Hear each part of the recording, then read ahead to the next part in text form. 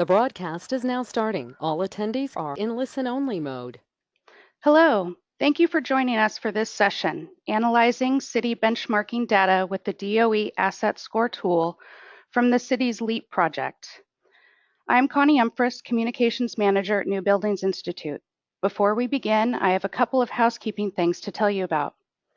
First, you are muted and we cannot hear you. This helps keep the background noise down so that everyone can better hear the speakers. I want to direct you to the dashboard that you should be able to see on the right-hand side of your screen. If you are having technical difficulties and cannot see the slides or hear our speakers, you can use this question pane in the dashboard to let us know, and we will help you as we go. Please ask questions in the same question pane as they come up for our presenters. We will have time for Q&A at the end of the presentation. At the end of the session, you will also be given the opportunity to take a short survey.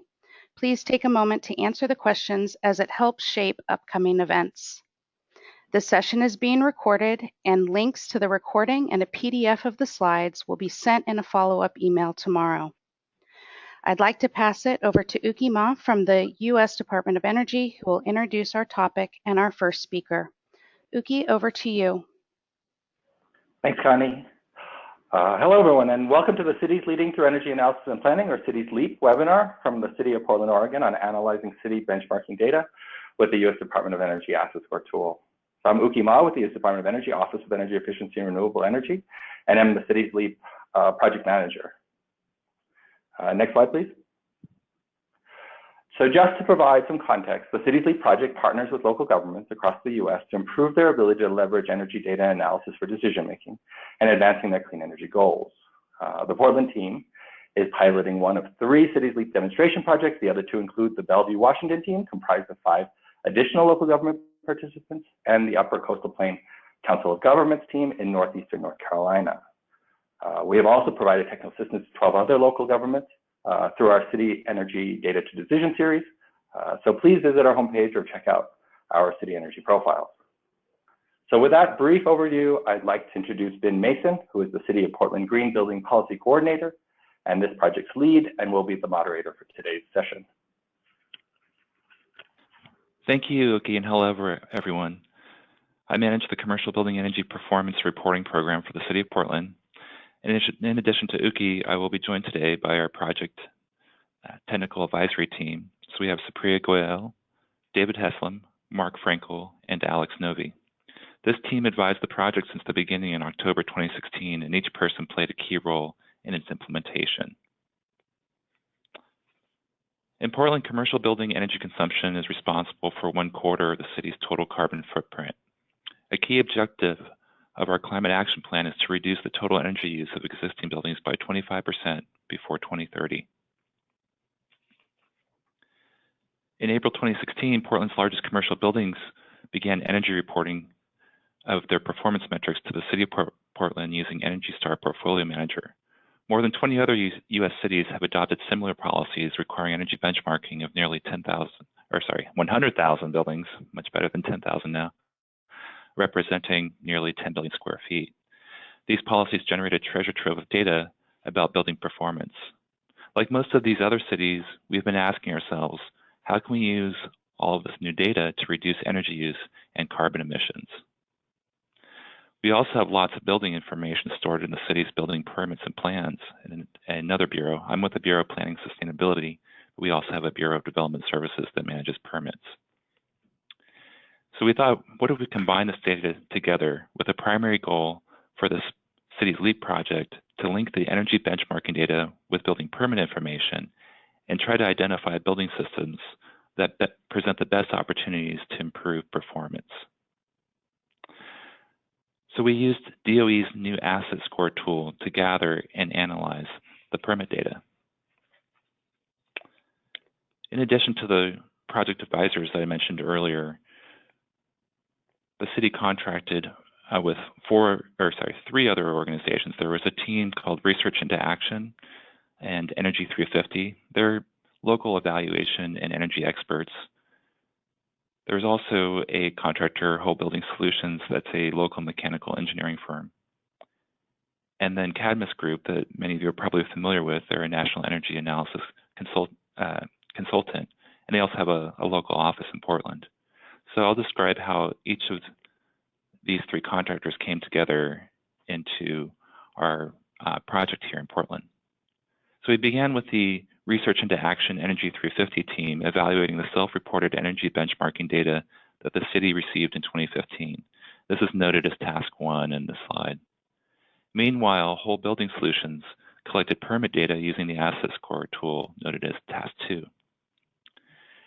For Task 4, there was an analysis that combined the Task 1 and Task 2 data sets, and that was the piece completed by Cadmus Group.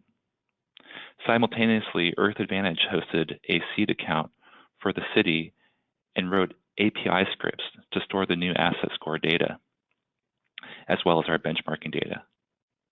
So we'll go over each of these tasks in more detail now, starting with Task 1. So in total, for when we first began our energy performance reporting, we received 340 building reports. These are all portfolio managed reports, and it's all self-reported information from building managers mostly, who enter their information into Portfolio Manager, and then we gain access to that Portfolio Manager account. We actually disclose that information as well as the incentive to do better. So Research into Action and NG 350 completed telephone surveys, and we gave them building contacts, and they reached out with the goal of finding 50 building managers. It was kind of the first 50 that responded to their request for a telephone survey. And in the end, they actually reached the 53. They asked questions about gross floor area, which is a key metric, of course, for energy use intensity being the denominator in that metric. Property use details, which are used for normalizing the Energy Star scores that come out of Portfolio Manager. Looking at utility data, the numerator and the energy use intensity, and also considering whether or not they received help from a licensed professional and whether or not they have been Energy Star certified. So in their summary of results for this telephone survey, their first kind of big conclusion and key takeaway was that the respondents to the survey were using the support tools the city had created. The main one being a how-to guide. 87% of the respondents used the step-by-step how-to guide that we had created to guide them through the process. About half of the respondents had also used a help desk that we had available for very personal assistance. We also had a series of workshops that were sponsored with the Energy Trust of Oregon, and about half the respondents took advantage of those workshops as well. So what they found is that accessing and entering utility data was pretty straightforward. 67% of them, 61% manually entered their utility bills. We'd also worked with our utilities to allow for easy whole building aggregate access. So about 40% went directly to the utilities and asked the utilities to aggregate their data. This worked out really well for buildings that had multiple tenants that with their own individual meters.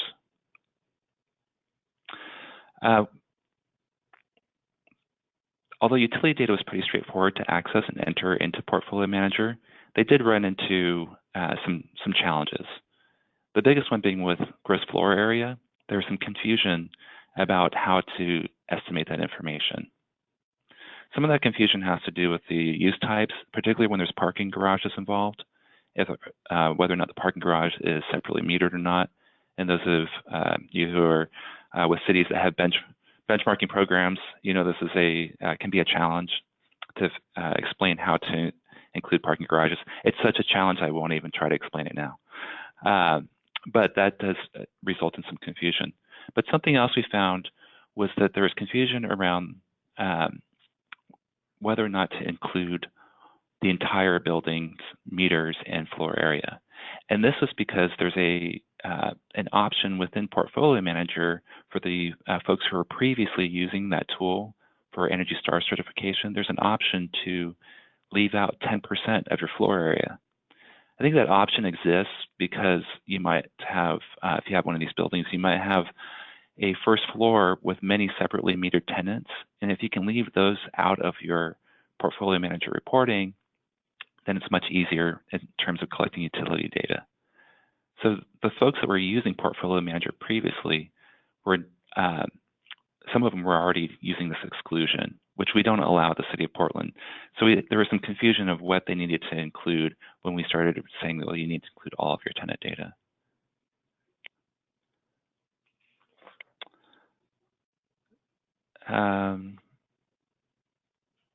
There was also some building owners, actually just to step back for a second here, there were some building owners that noted that they were frustrated that they needed outside help from licensed professionals at times. So this would be professional engineers or registered architects. So they didn't like the idea that they had to pay outside organizations to help them complete their reporting. However, at the city, we see that licensed professional verification lends credibility to self-reported benchmarking data. And for this reason, the city is now requiring verified Energy Star scores as part of recognizing the top performers. And this is part of our strategy to try to reduce the amount of confusion around gross floor area or property use inputs and get everybody on the same page of how we estimate the key data that goes into Energy Star scores and energy use intensity, which get reported to the city. We also, following a recommendation from Research into Action, have updated our how-to guide and have created FAQs. So we have online FAQs now available where you can look at specific questions around GFA or property use inputs. Okay, so moving on to the next task here. As I mentioned, while task 1 was being completed, Whole Building Solutions worked with Supriya Goyal at Pacific Northwest National Lab to learn how the asset score tool can be used to gather permit data and collect and store that information. So I'll turn it over to Supriya. I would like to say too that it was enormously helpful to have Supriya's help because she was located in Portland at that time. It was a fairly brief 1 to 2 year time period where she was in the Portland area, and Supriya is the technical manager for the asset score tool development. So I'll turn that over to her now. Great. Thanks, Lynn. Hi, everyone. I am Supriya Goyal. I'm a research engineer at PNNL.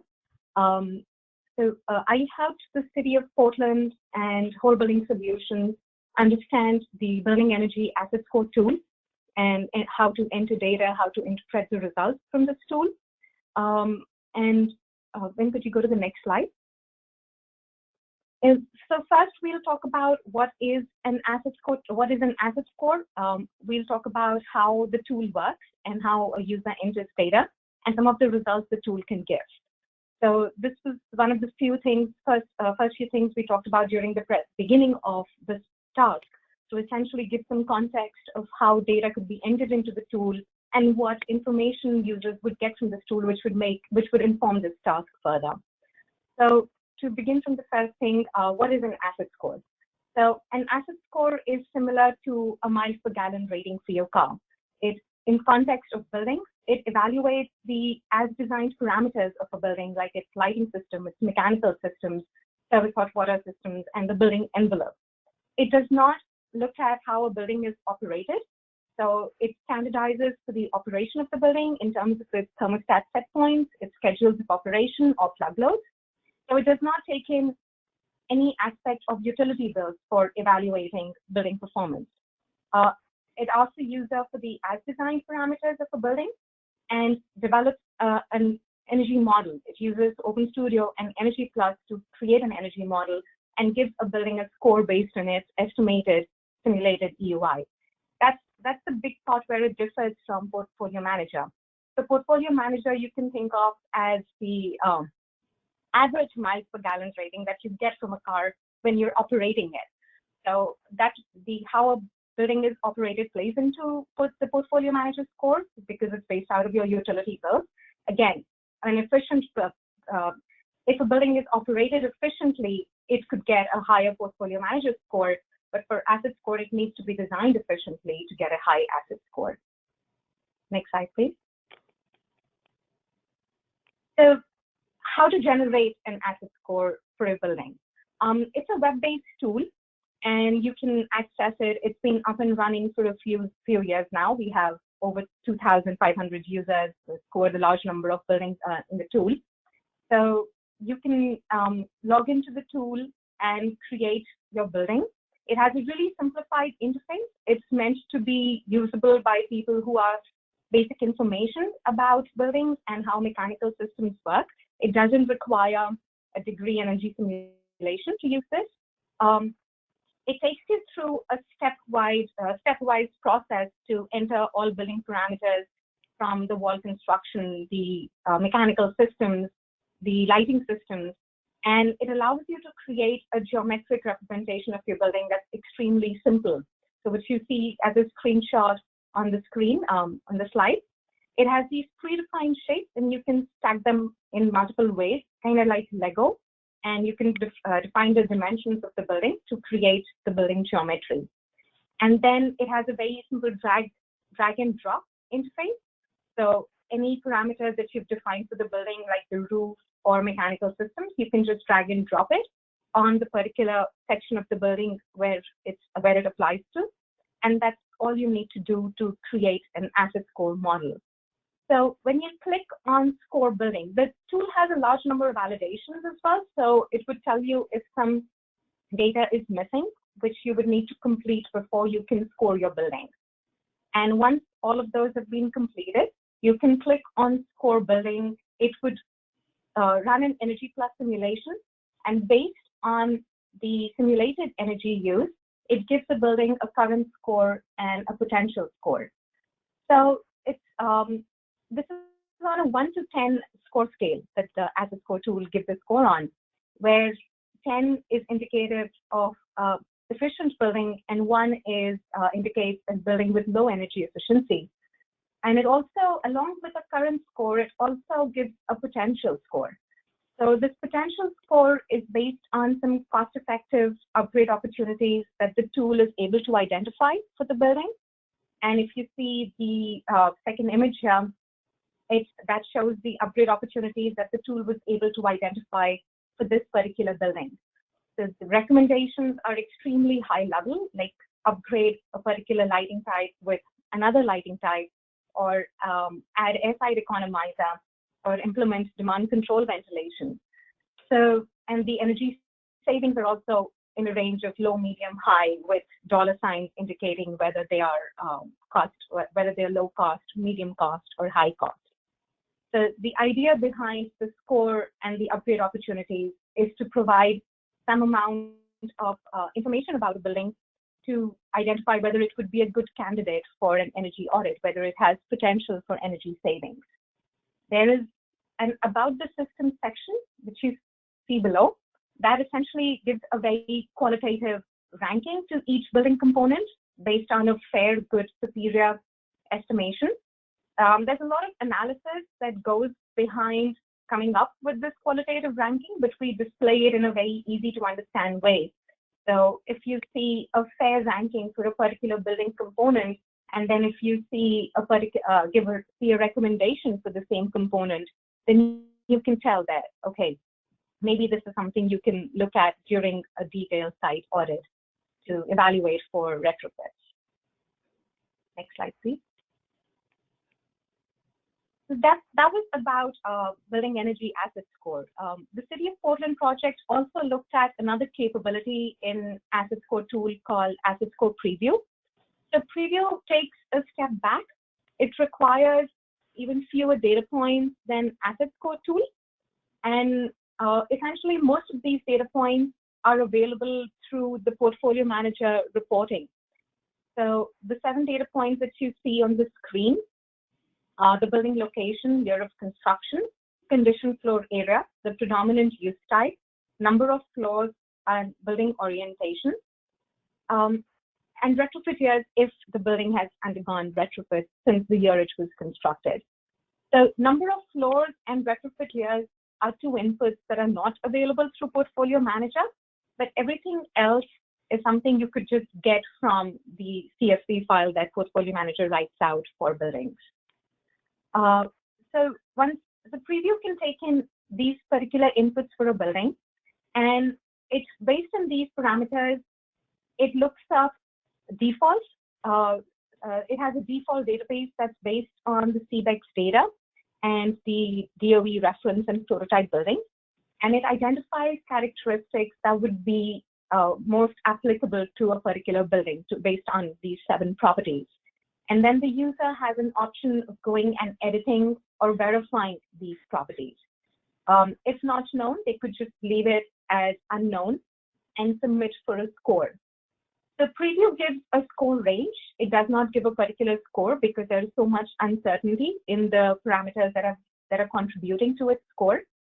And if you see the graphic below, it basically shows the EUI range when all parameters are uncertain versus the EUI range from preview when you start narrowing down parameters and verifying certain inputs.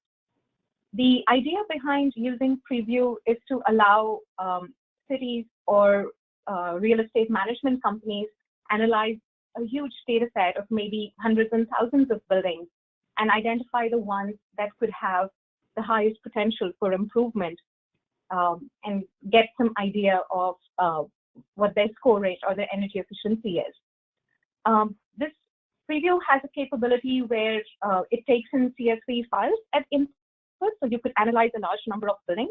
This was used by the city for task 3, which David would talk about in a bit. And this also allows, then a preview building can also be converted to an asset score building. So it's like an initial step to an assessment or through preview, which could then be converted to an asset score building for a more detailed assessment. Next slide, please, and Vin, back to you. Oh, great. Thank you, Supriya. One thing I will note here, too, is that before task 3 was completed to allow for a seed capability to estimate preview ranges, with the city used the CSV file that Supriya mentioned. For building orientation, we just assumed all the same orientation, understanding that it would not greatly affect the scores, or at least we would have a common assumption for all the buildings. So we had a total of 340 buildings that I mentioned. We had benchmarking data that was able to be used to estimate the preview ranges for 180 of those buildings. So those are all building use types that are eligible for both asset score and Energy Star portfolio manager score. And the asset score program has an easy interface to determine which building types are eligible. So they're coordinated between asset score and portfolio manager. So we ran the CSV file and for about half the buildings. And we also used LiDAR data for the number of floors. As Supriya mentioned, that is not a part of benchmarking data. The LiDAR data we found to be somewhat inconsistent and not terribly reliable. It could be off, for instance, if we had an assumption about 30-foot high buildings being 2 stories, but in reality, that could actually be a 1-story building. So that was a fairly common scenario for our LiDAR data. In some cases, we had more reliable data in our downtown kind of central city core, where we knew the number of floors more specifically associated with some office buildings. The gross floor area also I mentioned earlier is we're relying on self-reported data. So that's a key aspect that I'll come back to in just a minute here. So out of those 180 buildings, we had preview ranges, and then we decided to move forward with full asset scores for 26 office buildings. Originally, we were going to develop asset scores for up to 100 buildings, but we found that it actually was quite challenging to pull the necessary data out of our permit information, partially because of microfiche. And if any of you all have experienced the experience of the gentleman and the image is going through right now, it can be challenging. Just even with a building that's, we were looking at buildings built between 1946 to 2002. So even the buildings that were built as recently as 2002, there would be stacks of building permit information to sort through. So this was the whole building solutions task for their team of mechanical engineers, and the person that we used was also very familiar with envelope design and lighting design. And so she went through and scoured through this microfiche data, it turned out to take about 4 hours per building, where originally we thought it would take about 1 hour per building. Not having done this before, and we had some advice from a mechanical engineer at this other bureau who then ended up not being available to us as much. So, excuse me. So the data that was very helpful that she was able to extract from the permit data is listed here: building geometry, roof type, wall type, floor type, and window layout, general mechanical system type. So this is actually most of the base information that is necessary to complete the asset score short form. There was some information, though, that it was key that we were not able to get from the permits. So Whole Building Solutions had some recommendations for the permit data gaps. We needed lighting plans. So in the city of Portland, the lighting tends to be buried within thousands of electrical permits for a building that's been around for 10 plus years. And to sort through all that is quite challenging, but also some lights get changed without getting a permit. In fact, the permits that we have for the original construction of the buildings rarely match the lighting that is installed several months after occupancy.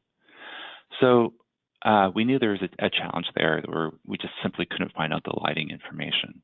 There were some other recommendations that Whole Building Solutions also was referencing, and that they really needed to see as-built drawings and as-built information, that the actual submittals for mechanical lighting and plumbing that came in the door after the construction drawings. So, of course, as you can imagine, going through all that microfiche, one of their key recommendations was to upload the plans and permits into a searchable electronic database. Some of that information actually does exist on a program we call Portland Maps, but it was inconsistent. And so that made it challenging to try to look for electronic information and microfiche information, and then find out there was inconsistencies as well. Another challenge they had was the identification of major retrofits. So as Supriya mentioned, that as one of the key data points for preview, and as well as asset score. For preview, we use the year of construction entered into Portfolio Manager, but that doesn't identify the most recent major retrofit. And we don't have an easy way of identifying what is or what is not a major retrofit in our permit information.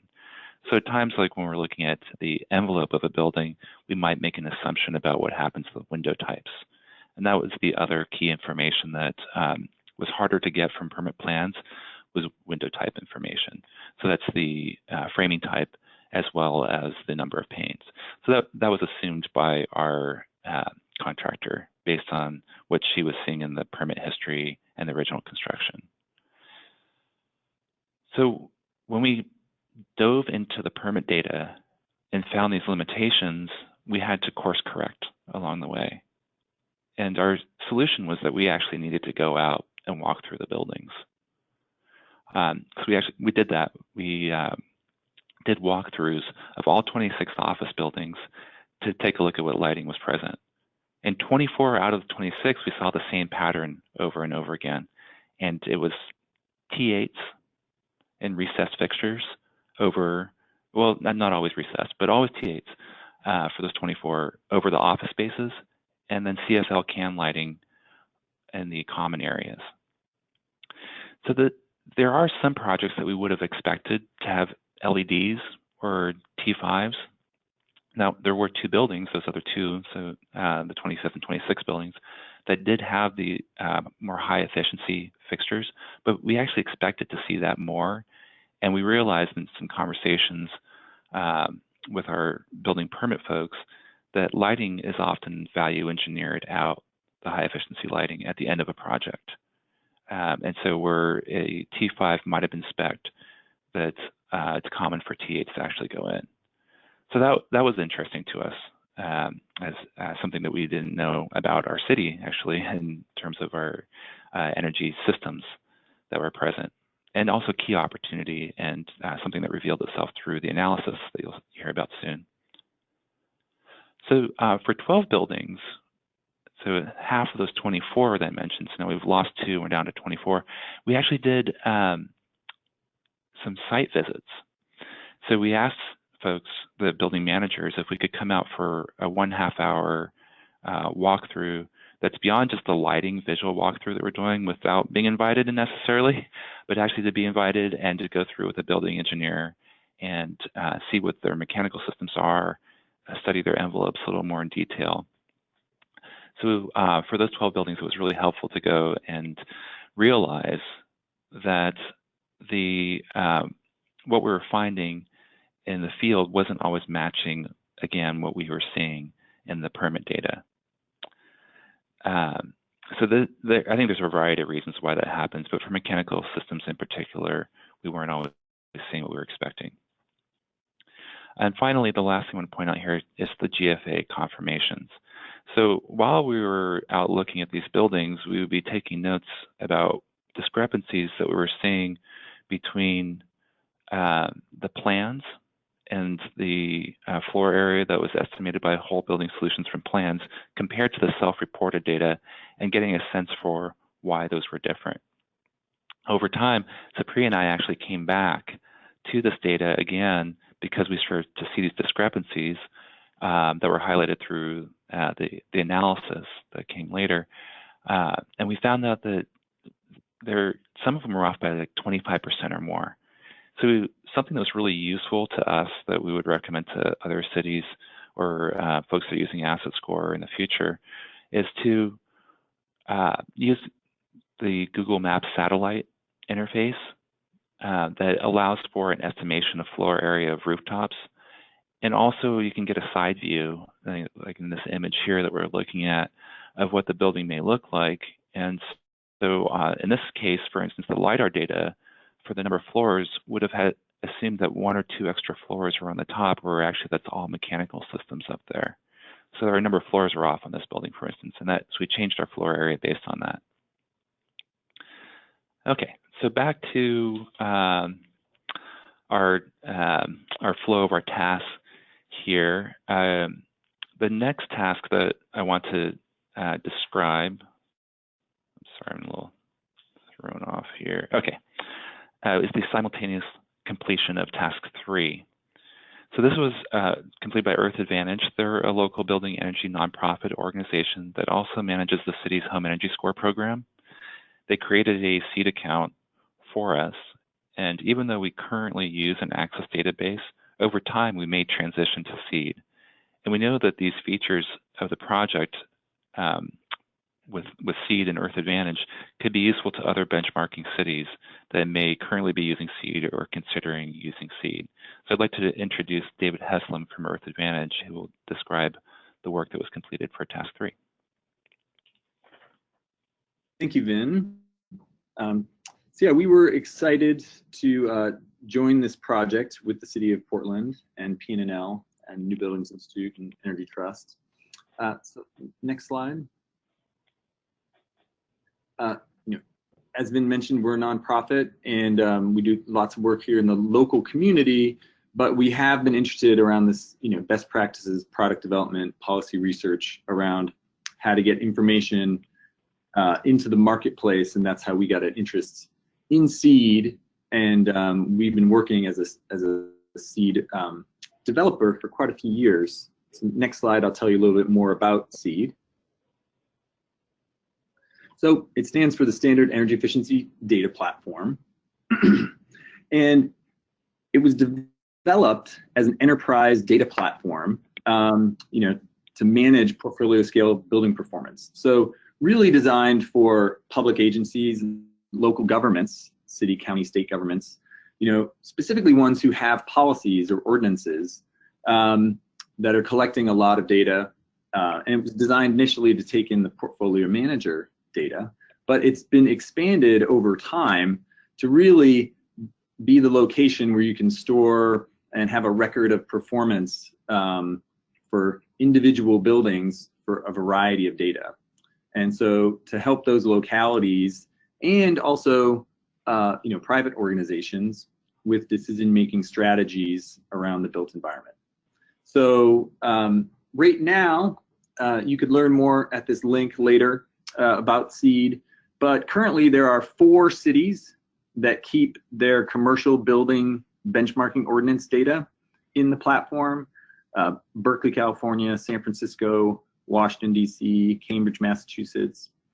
And Berkeley and San Francisco are also both interested in, now that they're keeping their portfolio manager data in seed, creating connectivity to also score the homes through the asset score and store that information back in seed, which was really this whole task 3 of this project was about trying to create those systems to make that happen in a replicable fashion for additional cities.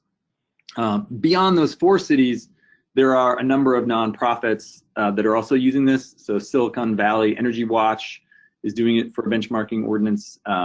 Open Green Building Society in Canada for benchmarking and disclosure. Clearly Energy has worked on a residential energy use case for this for the Northeast Energy Efficiency Partnerships Helix database. And then, as Vin mentioned, Earth Advantage created a seed instance to be the backbone of the City of Portland's Home Energy Score program. So those are folks who are using it right now, and now we'll dig into exactly what we did to try and connect seed to the asset score. So this is a high-level diagram that's just showing you seed database on the right-hand side, the asset score tool on the left-hand side, and what was built for this project was a set of open source code that is now available on GitHub publicly to be used. But the series of code in the center was the work that was done, and now that can be utilized by a city's IT department or a seed hosting provider that was doing that work for a city in order to allow you to replicate what the city did without quite as much work as Portland had to go through. Next slide. So for full asset scores, the original vision with our project was that all the data being collected to run through the short form of the asset score might be collected in seed, and then we'd be able to run that through the asset score API, automatic programming interface, you know, how one online system talks to another, and be able to get the results out into seed. What turned out with the difficulties of getting the data for the full score, you know, what we ended up building was just the ability to pull asset score data out of the asset score tool and store that in seed. So that was done for full scores. And we're also indicating here how you could take your seed instance and send information from your seed instance over to another DOE tool called the Building Performance Database. That would be a way that you could utilize tools from DOE to make your data available to the public through a pre-existing tool like the BPD. So below, we'll have links to the GitHub repository in case you're interested in working on this at your own city level. So this is what we got done for full scores, to be able to pull them, ability to pull them and store them. The next slide. This is an example of why we decided not to go further with a more complicated mission of entering data into the full asset score from the seed database. And right now, this is just showing you building geometry, rather simple building geometry, but oftentimes the building geometry that you have to enter in the asset score tool is a little more complicated. The user interface that exists makes that very easy to do. So this, for our project, it was determined, well, it's easier just to do that data entry straight into the asset score tool rather than trying to automate that process. But there is good news in that PNNL has been working on creating a more sophisticated API connectivity, and that's going to be using something called Building Sync XML. So if you have data in Building Sync, a more advanced way of defining a building, you would be able to take advantage of an automated process to send your data through the asset score.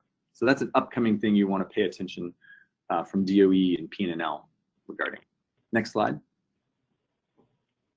So it shows the workflow that we were able to create full circle. where data is coming out of the seed instance. It's going through the preview API, and then coming back and storing the data back in seed again. So the scripts exist to make this connectivity happen. The one thing that should be noted is in the bottom left, additional data does need to be put in order to run the preview score, and that is the number of floors in a building. Otherwise, the data that you're pulling from Portfolio Manager and storing in your seed instance is everything you need to run through the preview score API, but you do need to add in the number of floors for each building in order to run that tool. Once you've done that, though, you can automatically run these preview scores for all the buildings that you have data in, and it will return the values back into your seed instance. And then on the next slide, this is just an example of in the seed user interface, what it looks like. It's a data management tool where you can compare data, but right here you're seeing where, oh, the preview range has been pulled in, where you have a potential low score and a potential high score for all your different buildings that were automatically generated using the system. So that's it. Again, like, this work was really sort of a parallel effort, a sidecar to the rest of the project, just with an eye to try and make this more replicable for future cities. Thank you, David. So I want to recap a bit, because as David mentioned, this was a kind of a side task to the others, and so task 3 is doesn't flow linearly from task 1 to task 2 to task 3. In fact, it's really task 1 and task 2 combined together to get to task 4, which is the analysis. So task 1, we looked at benchmarking data to see evaluate the data before we plugged it in. And then for task 2, we looked at our building permits and site visit information, then use the asset score tool to collect that information. And then in task 4, we synthesize the 2 data sources and the combined data set, and to looking at lessons that we might learn about where the potential improvements are. So our last task, task 4, was the most significant part of the project. The analysis was completed by Cadmus Group. Originally, we planned to hear from the Cadmus Group for this presentation. However, we borrowed funds from task 4 when we realized that the permit data research was taking much longer than expected. So we wanted to take the presentation budget that we had for them to really double the amount of buildings that we could include in the analysis. So we ended up with 24 buildings out of the 340 total buildings that reported to the city, 180 that received asset scores. So we do have Mark Frankel here from New Buildings Institute. He has been an advisor to the project from its beginning, and also Mark was our key advisor for the Cadmus Group's work, and so he'll be sharing and summarizing the analysis that was completed. So, before I get there, though, I did want to share one more slide here. This is I want to share a little bit on our concept and our proposal to DOE for the city's LEAP project. So when we started thinking about this initially, we thought, well, we've got this Energy Star portfolio manager scores that are in a 0 to 100 scale that is coming in with the benchmarking data. So we've got that for a number of buildings, about, again, half of the 340, so around 200 buildings had those. And then 180 of those 200 buildings, we also had DOE building energy asset scores on the 0 to 10 scale on the left. And so we put that information together. We figured, well, anything that's getting a high score of 10 on its asset score and a high score towards 100 on portfolio manager, then would be the high performing buildings. And they're doing what we're hoping that other buildings would do, and we don't really need follow-up actions.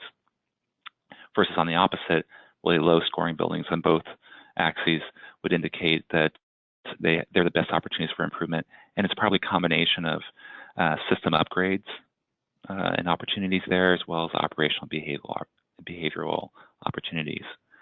But then I think something that's kind of interesting to plot this matrix out is if you look at buildings that are showing that operationally they perform well, so this would be the Energy Star scores as listed in this particular initial concept, 50 to 100. But they're buildings that also do well on their asset scores. So we figured, well, if they're doing well if they have good assets and they're not doing so well on their actual performance, then there's an opportunity there to emphasize operational behavioral improvements.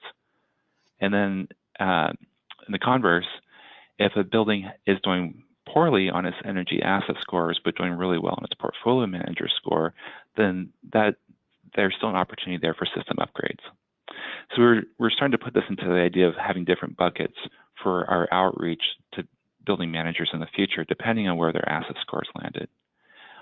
So that's part of what we were proposing in our analysis was what messages do we eventually want to give to folks to improve and to the building managers that are reporting to us.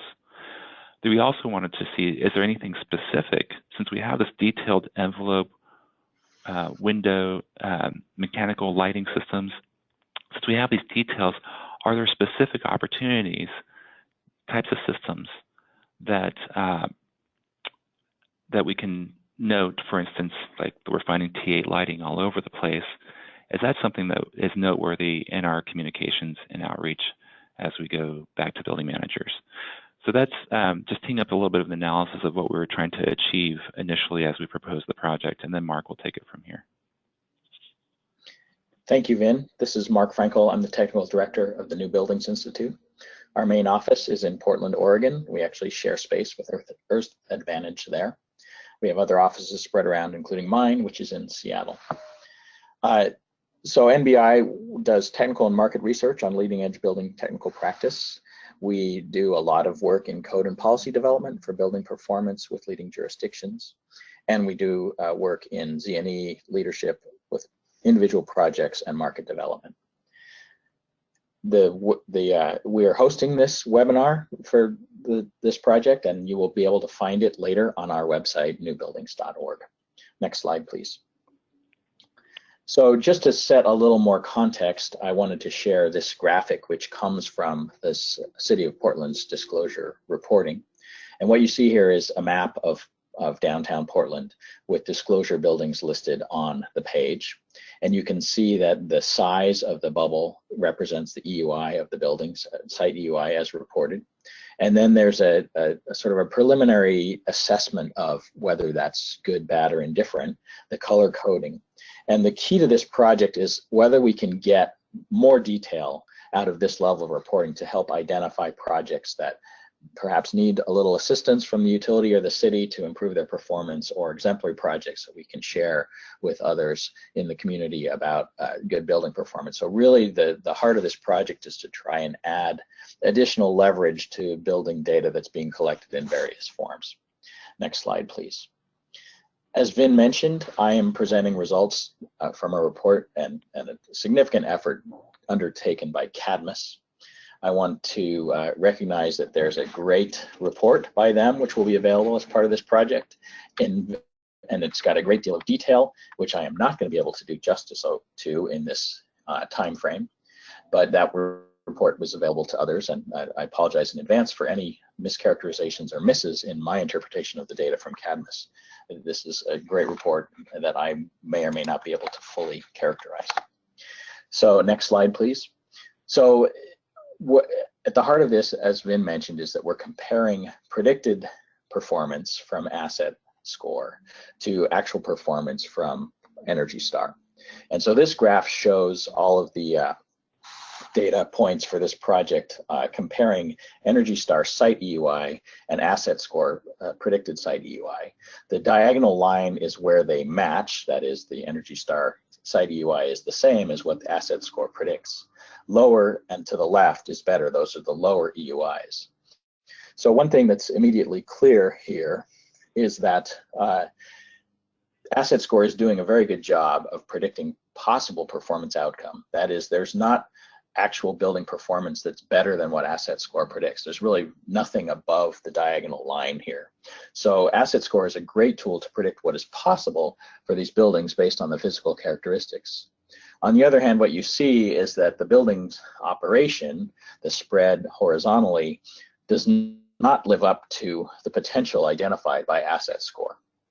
So there's a lot of variation in actual outcome compared to what we think would be possible based on the building physical performance.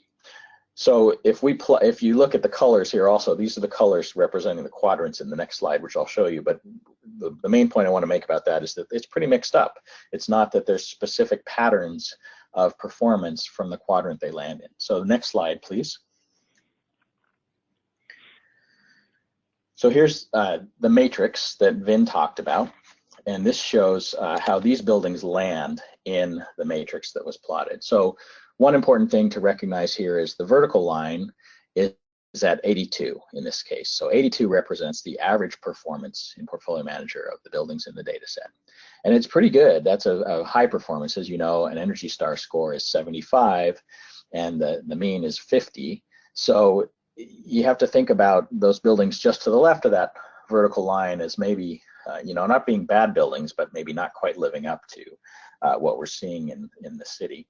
So again, Vin mentioned how these quadrants work, and to the right is better score, and vertically is better score. So the upper right, highest performing buildings, those are buildings that are both are really good assets, have a high potential score based on what physical characteristics, and are also being operated very well. Down to the left, the orange buildings, these are buildings that are not particularly good physical assets and are not performing as well in Portfolio Manager. So perhaps the surprising quadrants are the lower right and the upper left. The lower right is a bit surprising because these physical assets are not really so good compared to other buildings, and yet they're performing really well in Portfolio Manager.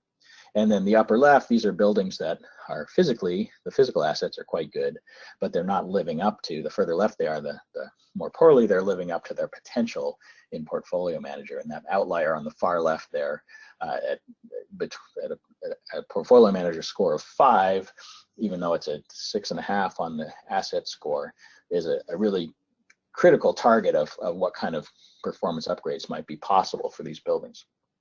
So as Vin mentioned, we tried to tease out more of the relationships between predicted and actual. This is a graph of just the overall predicted versus overall actual performance of these buildings.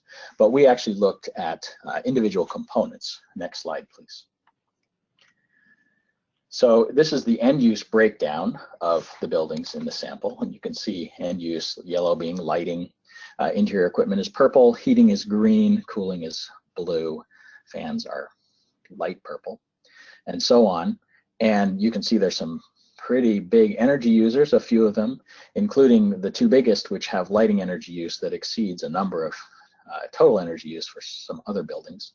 So we use these individual end use components from asset score to try and correlate with the outcomes we were seeing to see if there were specific patterns within the data that predict poor performance that we could use as a proxy for finding buildings that we should intervene with or try to reach out to.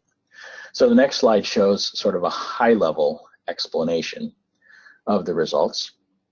And I first want to say, with apologies to the statisticians in the room, I changed the sign of the correlation. If you think about HVAC efficiency, the higher the efficiency, the lower the EUI, or the better the score. Whereas with LPD, the lower the LPD, the higher the performance, or the lower the EUI. So these different values would have different expected correlation levels in terms of the sign. And what I did is I just changed everything to the absolute value of the correlation, with positive being it's correlating as expected and negative being it is not correlating as expected. So my apologies to the statisticians for my freewheeling use of statistics in that way. However, you can see a sort of a comparison of some of the key findings of the correlation of individual components, and I'll give you an example, an explanation of some of the high-level findings we had here. So first of all, you can see that the correlation with asset score, which is the potential EUI for these individual components, is almost always better than the correlation with actual score, meaning that these features are expected to contribute to building performance in a model, but in the real world, their correlation with that outcome is not as good, which is certainly not surprising based on the way we see the spread of the data compared to comparing the asset score to the portfolio manager score. So if you look at the bottom of this graph, the elements with poor correlation, heating efficiency and cooling efficiency, and HVAC system age, which was a proxy for that, there was not good correlation of newer equipment or higher performing individual components of heating and cooling efficiency with either the asset score or the portfolio manager score.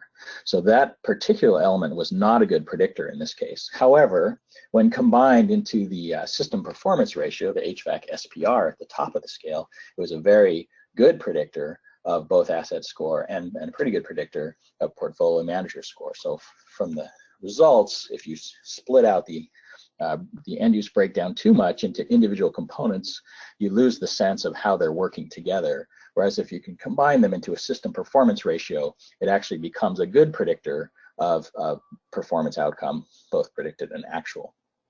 Likewise, window wall ratio was a good predictor of both asset score and portfolio manager score. The combined U factor of the wall system, the window wall area, combined UA, was a good predictor of score, and LPD was a good predictor of score, as Vin mentioned earlier. LPD was a key metric, and Vin mentioned some of the surprises in the field data that they saw when they looked at the lighting that was installed, and we believe that's a key touch point opportunity with these buildings. Next slide, please. I want to make sure that I covered all this. We saw the correlation we expected with HVAC system performance ratio when you consider the HVAC system together, excuse me. We saw high correlation with overall envelope thermal value, window wall ratio, and LPD. We did not see a high degree of correlation with HVAC component efficiency using age as a proxy. And the predicted EUI was not well correlated with the actual EUI, as I showed you in the first graph I showed with the diagonal line, where even though asset manager or asset score is a good predictor of what's possible, it's not necessarily a good predictor of what's really going to happen when the building is operated.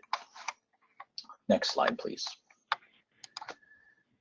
So as I mentioned, I brushed through an extensive set of analysis by Cadmus that looked at the correlation of all kinds of individual variables, and they sorted through a mountain of data to try and find relationships, and all I've done is cherry pick the high level results, so my apologies for that. And the data is available in the report, which will be available. But some of the high level conclusions based on this I want to go through quickly. First of all, as I showed you, asset score is a good predictor of the best performance case. We didn't see buildings that were doing better than predicted by asset score, and we did see quite a number of buildings, or a fair number of buildings, that were performing at the level expected by asset score. So it's a good predictor of what's possible for these buildings as they currently stand. And an important application for that might be to use that tool to assess the difference between potential and actual performance. So if we know the physical characteristics of these assets and we see that they're not performing up to potential, there's an opportunity for soft intervention in building operation and occupancy and those kinds of things to help improve building performance up to the potential. But of course, there's also the potential application in certain cases to understand physical upgrade opportunities, LPDA being a great example. Envelope performance improvements and HVAC system performance improvements are good predictors of potential physical upgrades that can raise the whole, both the potential and the actual performance of these buildings. So it's important. I'm totally oversimplifying when I say that HVAC system performance ratio correlates better with performance predictions and outcomes, but individual HVAC characteristics do not. That's code for, boy, there's a lot of messy data in here that's difficult to find patterns in when you look at individual component level characteristics. So that end use breakdown was a lot of data to sort through and a lot of variables we had to sort of scratch our heads about. And I've just rolled this up into these high level conclusions, but of course there's a lot more to it if you dig into the details. LPD, wall UA, and window area are have good correlation with predicted and actual performance. So those physical characteristics do in fact represent opportunities for upgrade, triggers or targets, if you will, that suggest opportunities for building performance improvement. So that's important. And then the correlations overall of this data was closer or higher for predicted EUI asset score than for actual, which again represents the fact that there's a lot of variables in how buildings are operated and occupied that can really make the predictions a little less clear. And that is certainly not surprising in the context of the difference between asset and operational scores. So with that, I think I will pass it back to Vin. And I'm sorry, before you start, Vin, I just want to remind people that we are taking questions, and at the end I will be sending those out to various participants. So if you have a question, please use the question bar and we'll get those answered as best we can. Thank you.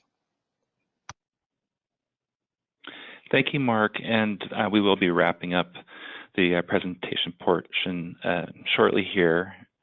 So Mark mentioned that there was quite a bit of detail that was collected that, especially with end uses, that was inconclusive. And so some of the examples of that would be like for HVAC system type, there are options within asset score to be looking at heat pumps, VAVs, whether or not there's reheat, there's ground source heat pumps. There's quite a bit of detail that can be entered into asset score that we collected from the permit data, but we had a fairly limited number of buildings, only 26 that we developed full asset scores for. So without a more robust data set, it's harder to associate certain and specific system types with performance that could potentially be done in a larger project or an expansion of this project. However, at the same time, diving into the building permit data isn't necessarily the most productive way or say efficient way to develop asset scores. We really found that going out to site visits is essentially necessary to confirm lighting, especially based on what's available in the City of Portland's permit data, or I should say what's not available. So that is one of the key conclusions from our project, but at the same time, in a project of this nature, this has been going on for 2 years, and we really had so much exploration of the data itself, we also found something that was kind of interesting that we weren't expecting. And that is a kind of an additional task that presented itself. So our benchmarking data was for the calendar year 2015. But when we conducted the site visits for those 12 buildings, that was just last spring in 2017. So it's 2 years later. For 2 of the buildings that we went to, they had actually gone through major retrofits of their mechanical systems. And so when we realized that, we thought, do we develop a new asset score that's based on what we're seeing in the field, or do we keep the asset score that matches the 2015 data? And we decided we wanted both. And something that was interesting in there is that the Energy Trust of Oregon, who is our utility incentive administrator in Portland, they had provided significant incentives to both building projects where we found this kind of lapse in time that happened. So then questions came up of potential opportunities to use asset score with utility incentive administrators. So we had some additional research that happened through this project that Alex Novi will be presenting, and Alex is the commercial building energy manager at the Energy Trust of Oregon. Great, thanks, Vin. I hope everybody can hear me, and that was a great segue. So my name is Alex Novi, and I'm a senior project manager with Energy Trust of Oregon, and I've been working on this project as a technical advisor and had the pleasure to work with these great industry experts. And a little bit about us before we dive into the project that Vin was talking about. So we are an independent nonprofit organization, and we're dedicating to serve 1.6 million customers of our sponsor utilities that include Portland General Electric, Pacific Power, Northwest Natural, Cascade Natural Gas, and Avista in Oregon, plus Northwest Natural customers in Southwest Washington.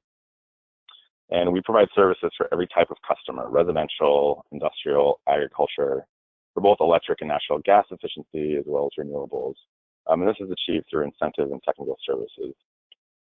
And we have a track record of about 15 years bringing energy efficiency renewables to our customers, but we're always looking for new ways to identify savings and leverage additional information from market actors. So the city's LEAP was a great project to work with these fellow experts and develop some new analyses and framework for commercial building. And as Vin mentioned, as we were working through, a technical advisor and understand how these insights can help our programs, we saw a new task really emerge. We've been interested in how benchmarking data can be combined with physical asset data and really identify the opportunities, the quadrant matrix that Mark and Ben talked about. And this is both for capital projects to improve physical assets and also operations and maintenance programs like strategic energy management. But really, we're still wrestling with the fundamental question of what do we do with commercial benchmarking data? And if you go to the next slide, please. And so we know that commercial buildings are already reporting the Energy Star performance metrics, and we're wanting to know what else can be done. And the quadrant analysis was helpful for us to really take this larger scale approach and see if that framework works. And we're following up on that, but the additional insight that we're seeing as an opportunity is to see this information gap and look at the difference in asset scores measures versus our incentive programs.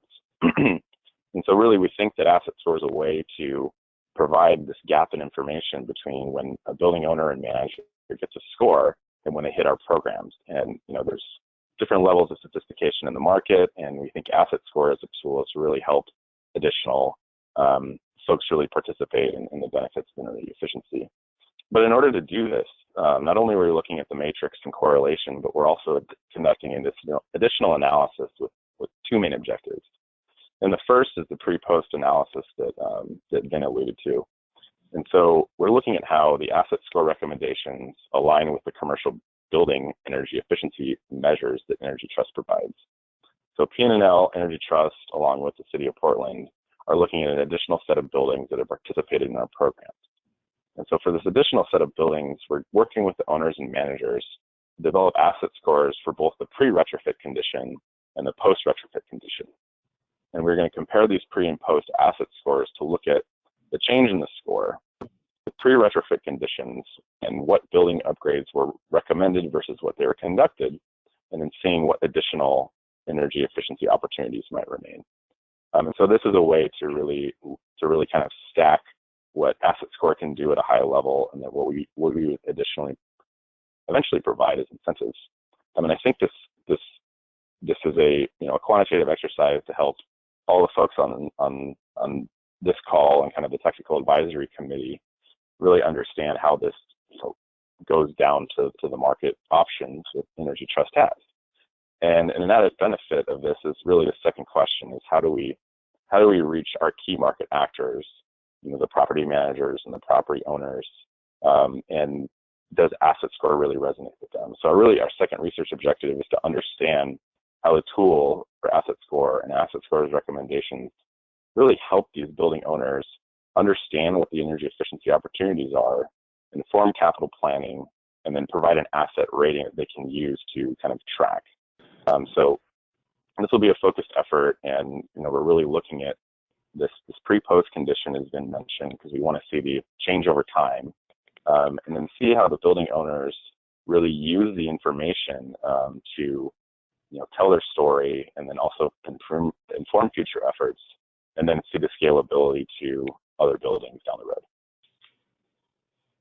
Great. Thank you, Alex. Before I get to some final conclusions, I wanted to invite Supriya back to share some additional perspectives of how the use of asset score and SEED may be applicable in other cities, with consideration of what we've done in Portland, and then this add-on project that Alex described that Supriya was also involved in. I think it's helpful to understand some other context for how these two DOE tools are becoming useful to cities. Supriya? Sure. Thanks, Lynn. Now that we've seen all of the different tasks that the city and its partners undertook to evaluate this the set of buildings in Portland, we want to bring all our different steps together to show how this could be applicable to cities all around the country who either already have benchmarking and audit ordinances or are looking to develop or get into some ordinances of these kinds.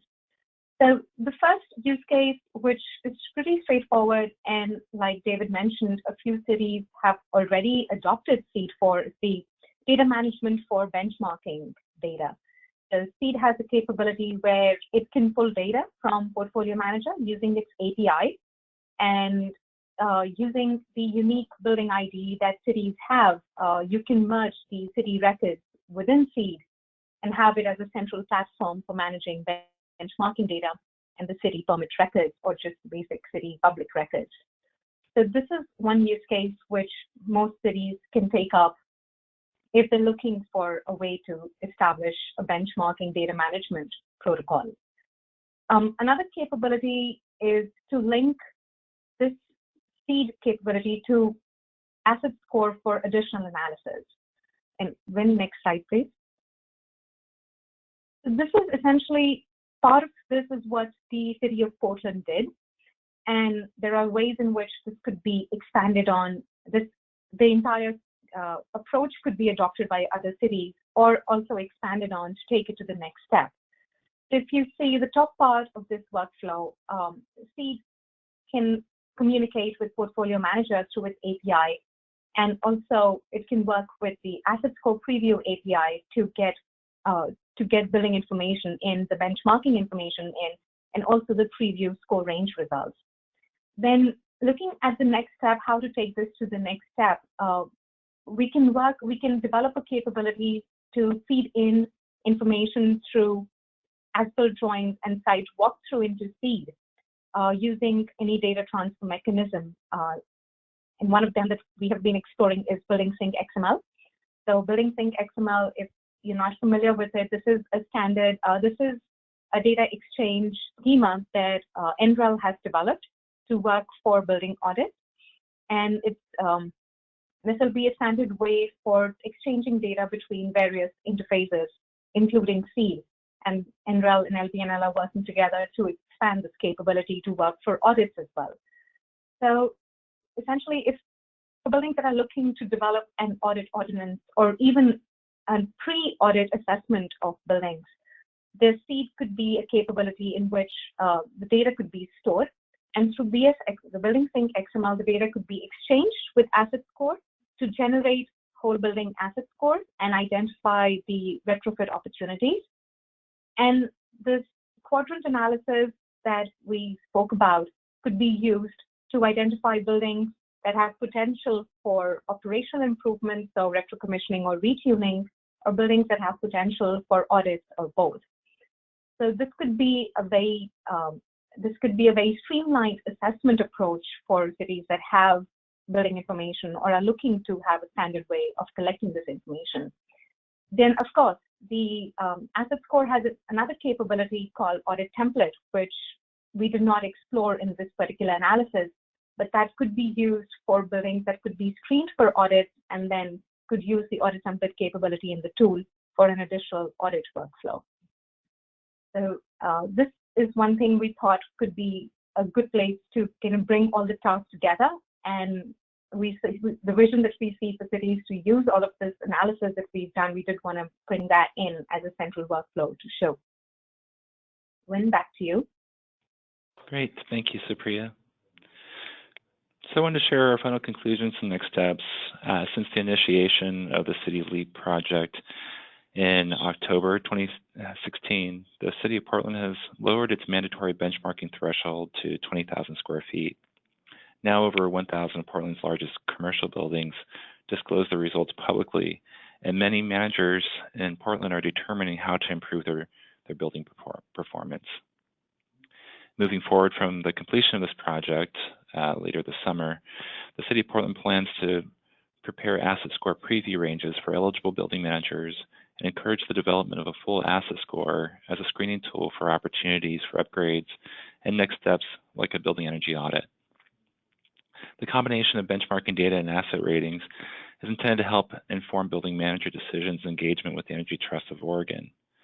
And in Portland, we see that there is a gap between building managers who are suddenly realizing that their data is being disclosed and maybe they're not performing so well, and actually getting to a project where they can then engage with the Energy Trust of Oregon. And so we're hoping this preview score will lead to an asset score and will help inform them on their next step and provide that engagement, that next step with the Energy Trust. And then ultimately, we get to our overall goal that I began with, which is reducing energy use and carbon emissions. So thank you to the team for their work for the last 2 years and for helping with the webinar, and to DOE for the funding of the project.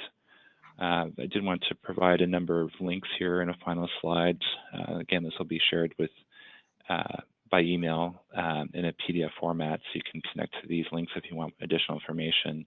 But we're also happy to field some questions about our project research at this time. Great, this is Mark Frankel again, and I have a bunch of questions here that people have sent in, which I'm going to send to various panelists. I also want to remind people that this webinar has been recorded and will be available. You'll get a link in your registration email after you sign out with a survey that we'd like you to fill out, and information about how to get access to all this information, which is all available to you. So let me start with a few questions here. I'm going to combine a few, and my apologies if I mischaracterize any. The first one is going to go to Supriya.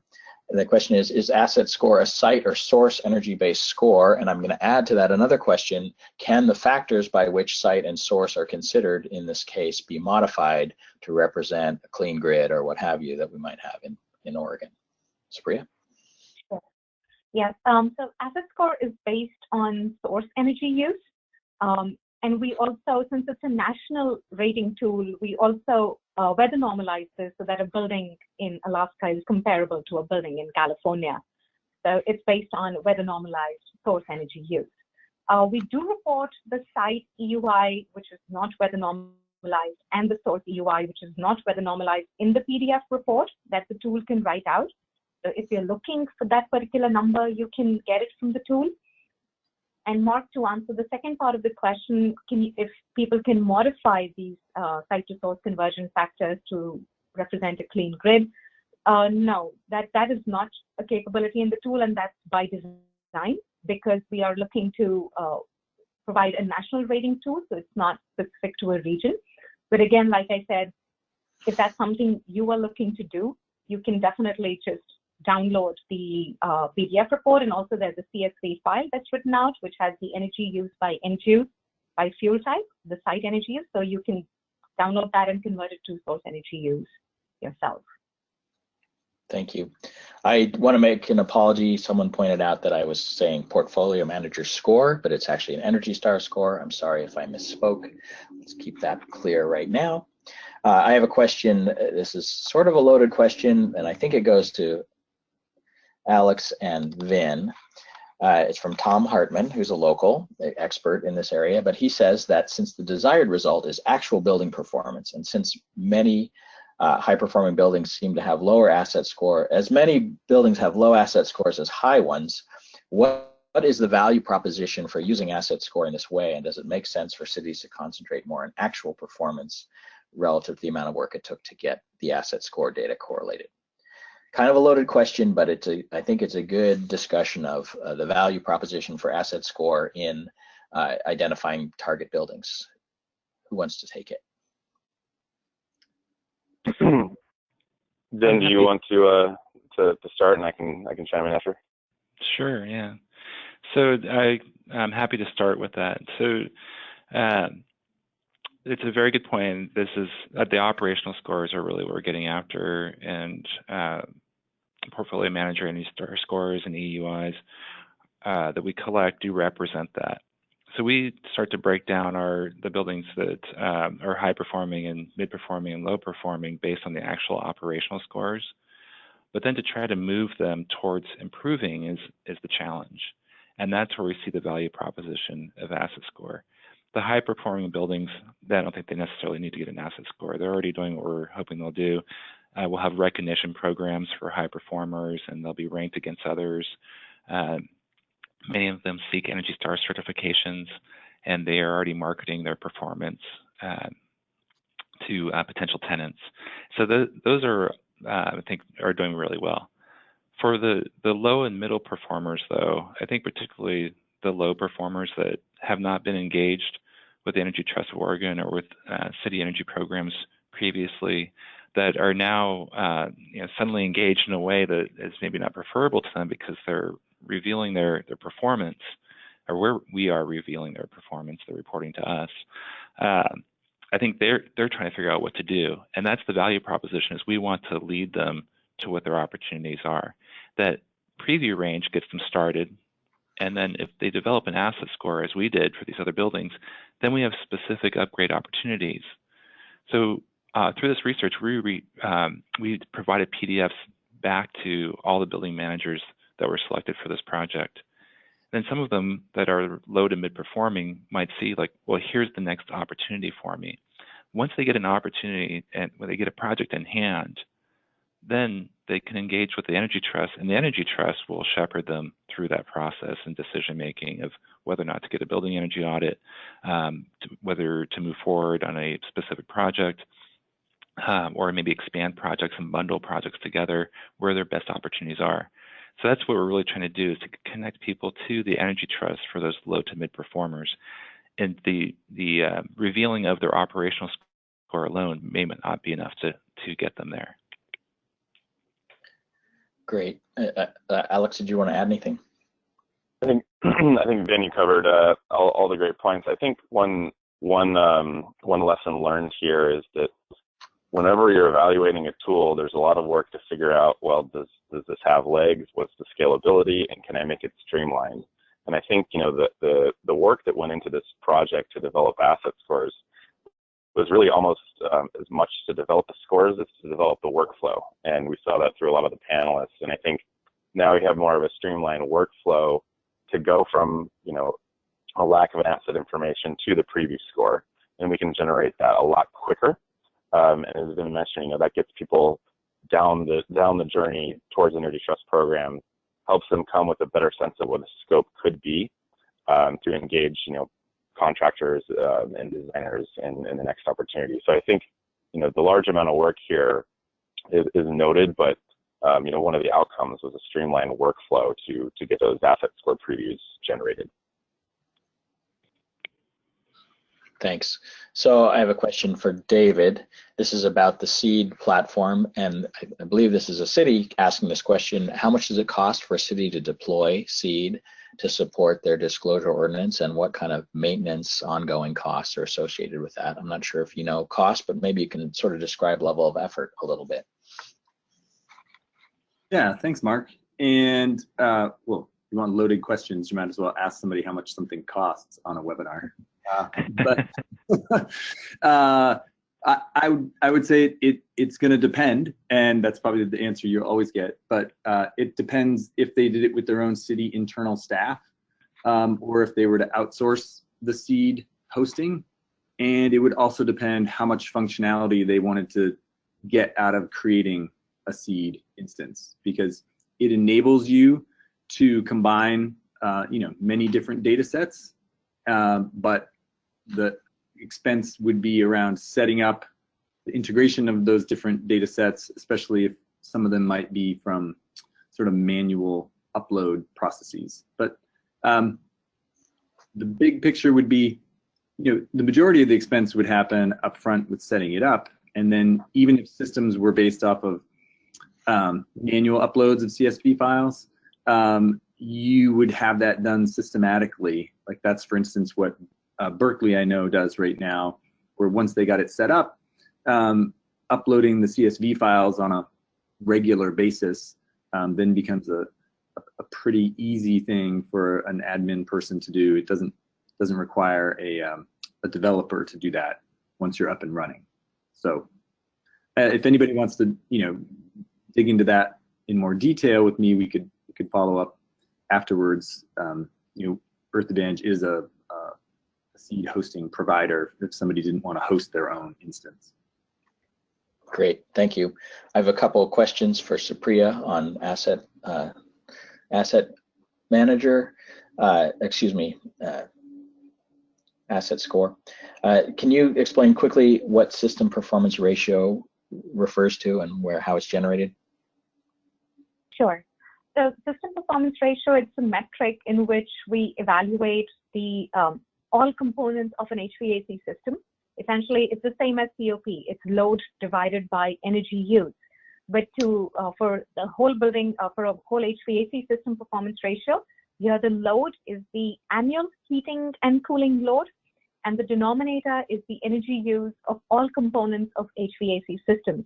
So if we're looking at heating system performance ratio, it would have the heating coil energy use, reheat coil energy use, fan energy use during heating operation, pump energy use during heating operation. For cooling, it would also include the heat rejection energy use. So essentially, it evaluates all the components of an HVAC system. And where it differs from heating and cooling, the standard rated efficiency, it also gives you credit for any kind of controls you might have. So a simple thing like supply temperature reset is going to impact the energy use, but a cooling COP, a rated COP, will not, just evaluating that as a standalone parameter, would not tell you the impact of any kind of controls like that. And I believe that that evaluates the system as a whole, and that's why we saw a very high correlation with asset score for system performance ratio. Great, and then another question, and I'm sorry it's a loaded question, but I'll let you try and come up with a short answer. And I'm going to combine a few. One is, have you done any sensitivity on which components going into asset score are more critical than others to accuracy? And is there any training available on use of the tool?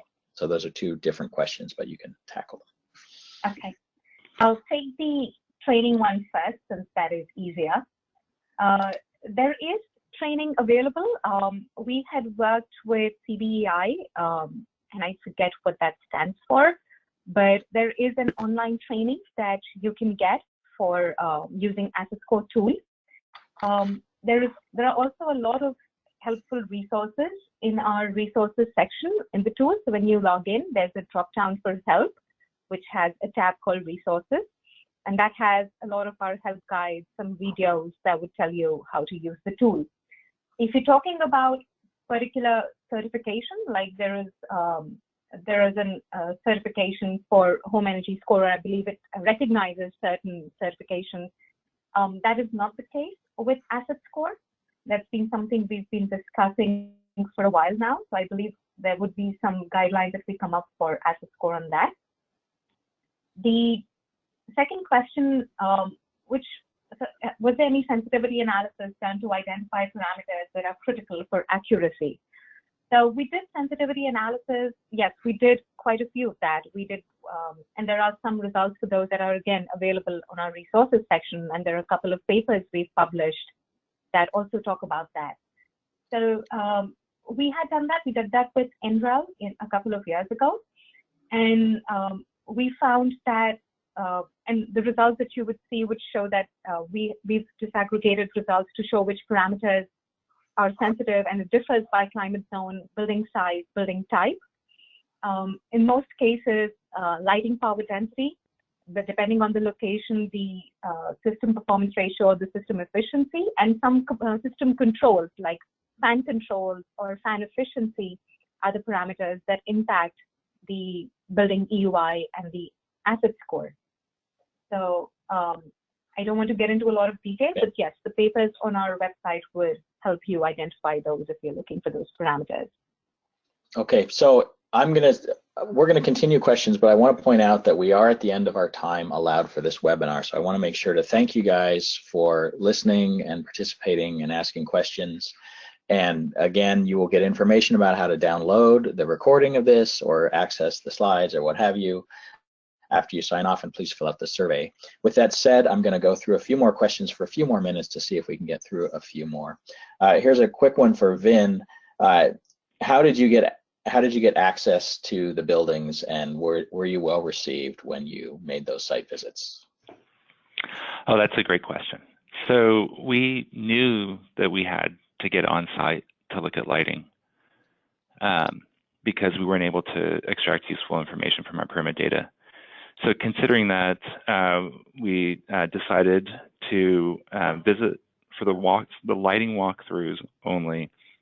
We decided to visit unannounced and to walk through the public portions of the buildings. And so this was just myself and a mechanical engineer from Whole Building Solutions. We would look at the common area lighting and then just kind of peek around and get off on certain floors. We see patterns in office buildings of the same type of lighting without any retrofits pretty consistently.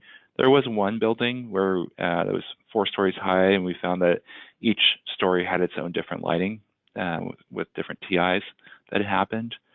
That seemed to work fine. There was a security guard once that said, what are you doing here? And we must have looked suspicious. I think it was our second building, so I think we were already looking, we weren't looking as confident, I guess. And so we explained, I had my business card and let them know that there's an energy reporting program. We actually have a right to audit buildings through that, but I didn't want to go down that pathway and force someone into it if it wasn't necessary, and it really wasn't. And so the security guard just kind of informed the building manager. The building manager came out, we talked to them and let them know what we were up to, and it was a research project. And it was just fine.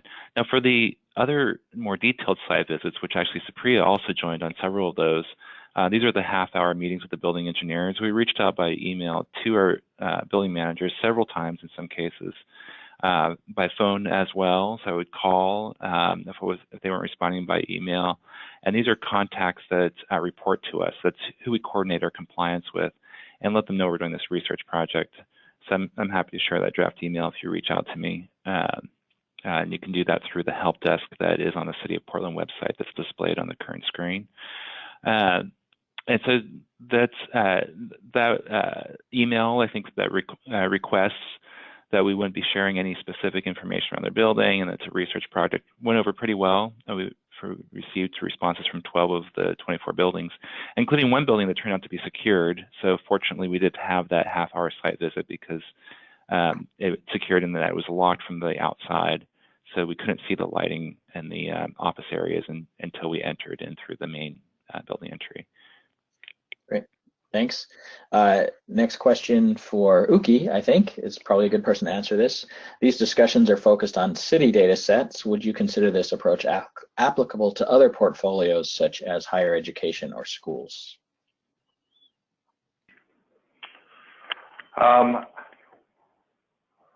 I mean, I certainly think that this could be applicable. I would defer to Supriya on some of the technical issues with doing energy analysis for those types of facilities.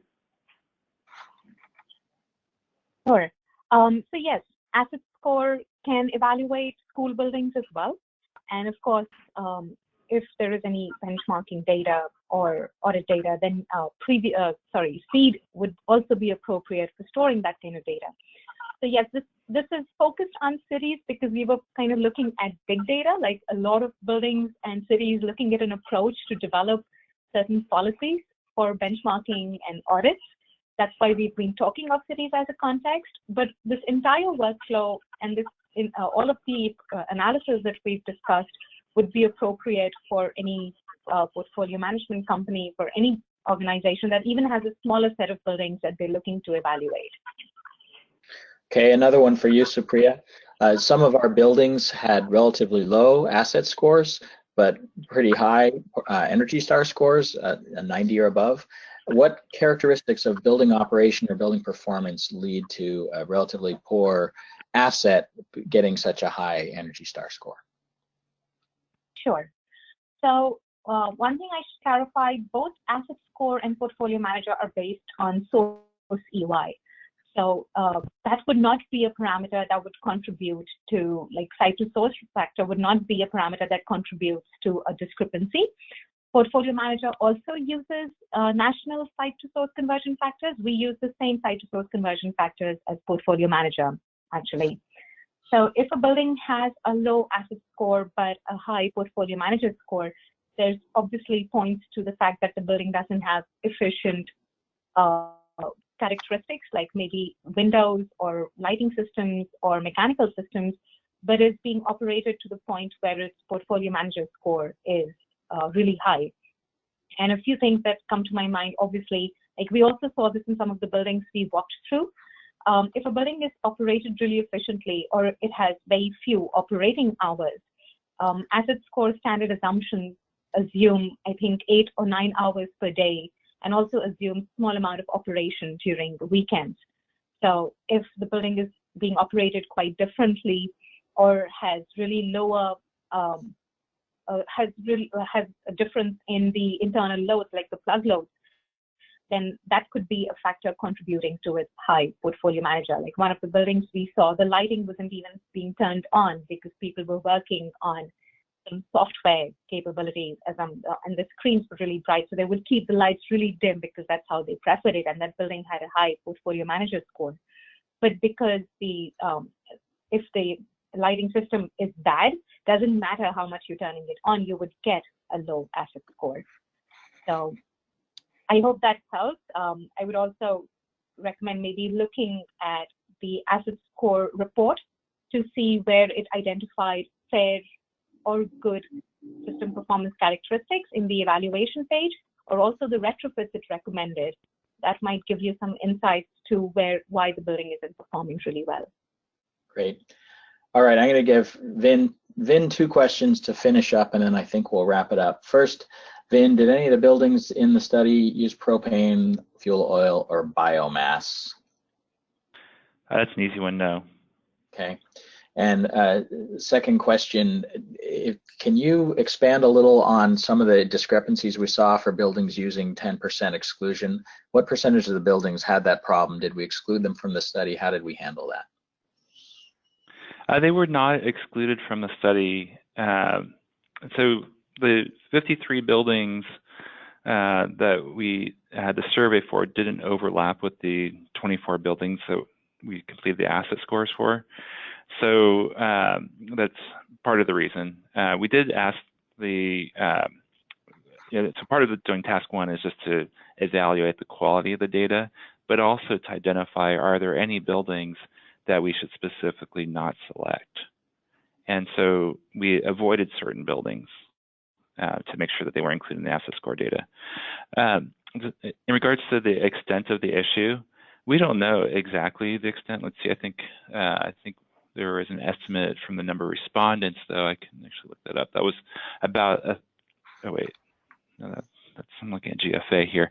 But one thing I'll point to as some indication of the extent is that we have 84 buildings that have Energy Star certified in Portland at some time in the last 15 years since Portfolio Manager came into existence.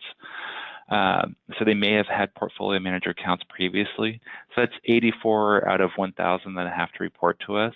And there's going to be more than just Energy Star certified buildings. So I would put it in the range of 10 to 20% were not calculating correctly. And we actually had learned about it previously through 1 or 2 office buildings that had reached out to us to point that out to us even prior to this project.